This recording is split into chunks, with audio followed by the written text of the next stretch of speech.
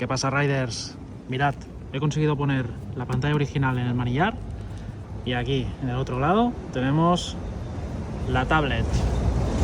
Aquí leemos muchísimo mejor lo que nos marcaría en cualquier aplicación de navegación y aquí delante tenemos pues todo lo que nos marca la pantalla original de la Kobe 800. ¿Cómo lo veis? Nada mal, ¿eh?